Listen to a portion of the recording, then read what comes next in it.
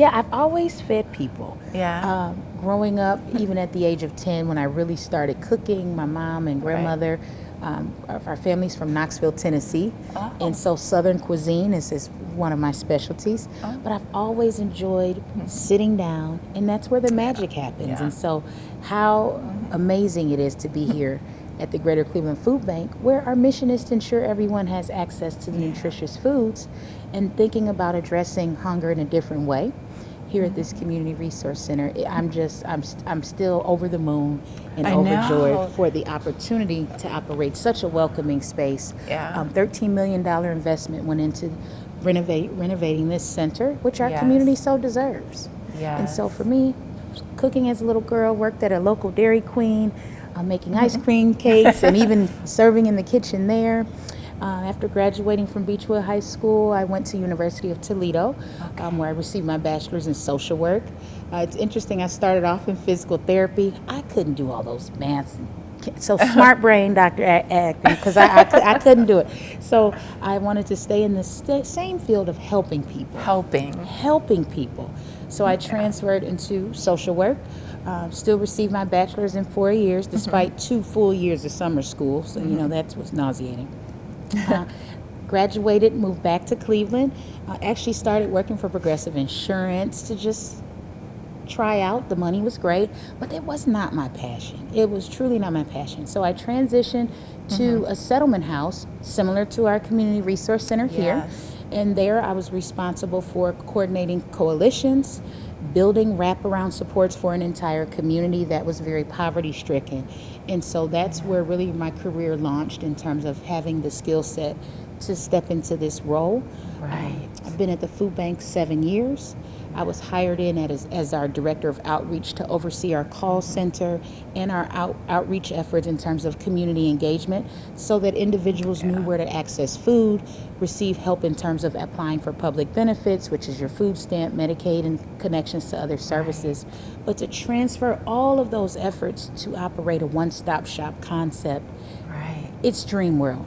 It's dream world. It is. I can feel the energy of your team in this new space. And, we're talking about dignity. This feels like any other store I would ever shop in. And the wraparound, though, is sort of the secret sauce.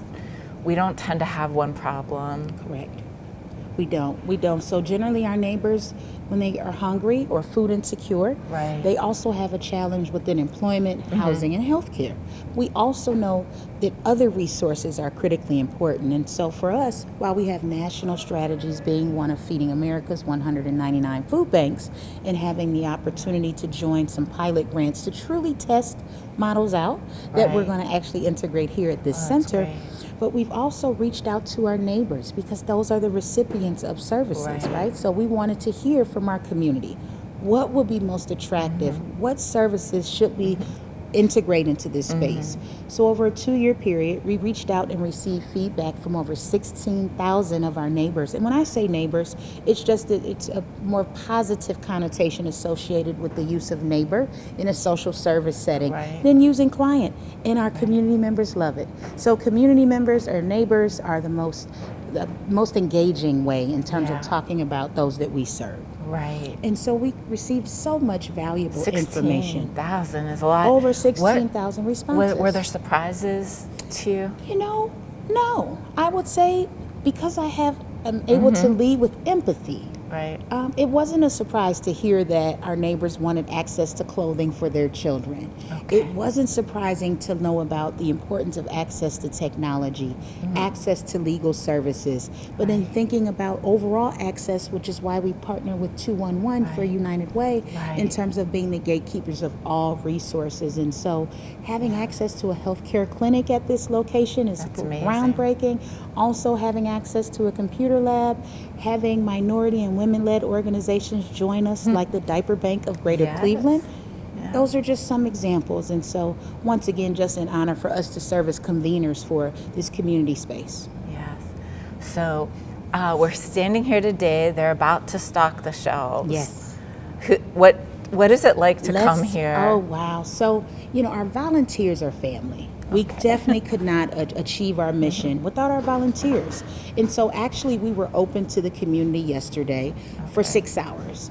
And so the process works is that because of the not being available until 4 o'clock today, we'll have volunteers come in 2 hours before and get prepared to serve the community, so they'll begin to restock the shelves, replenish items for the walk-in coolers, walk-in freezers.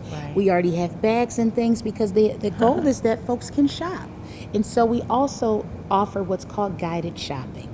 Guided shopping is where our volunteers take a neighbor, have conversation with them, talk about reading labels, just talk about whatever our neighbors want to talk about. But it addresses social isolation when we're mindful that that is still a thing, despite it being post-pandemic, if there's such a thing, right, Doctor? And so that's just been coined as a best practice as well. But once again, welcoming and inviting. Sometimes our seniors will say, "No, I have no one to talk to." So they love coming here. They love coming here, have a cup of coffee. I recall seniors have told me, this is like a Starbucks. And so I said, it feels welcoming. We didn't have the pumpkin spice creamer that day, but still love to be associated with the Starbucks, right? How can folks at home help? Are there needs you have? How can we give back? I will say, please join our volunteerism. We always need volunteers.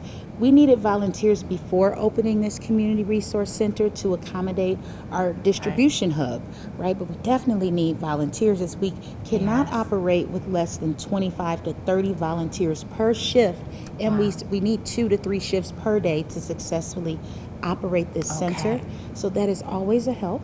We know that for us, while we appreciate food drives and food donations, cash donations are favorable because of our buying power, right? So what we're able to afford, it stretches the dollar much longer than you and I have access to by going to a grocery store and purchasing items to donate. That's a great point. So certainly by donations.